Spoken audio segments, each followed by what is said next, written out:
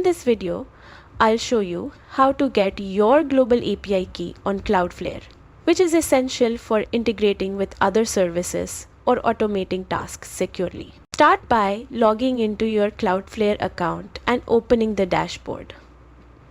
Click your avatar at the top right and select My Profile. From there, go to the API Tokens section. Next, locate the API Keys area and find the global API key. Click the View button and Cloudflare will ask you to enter your password for security. Once confirmed, your global API key will be displayed. Important, copy it immediately and store it securely, as this key provides full access to your Cloudflare account and should never be shared. Using it carefully ensures safe integration and automation.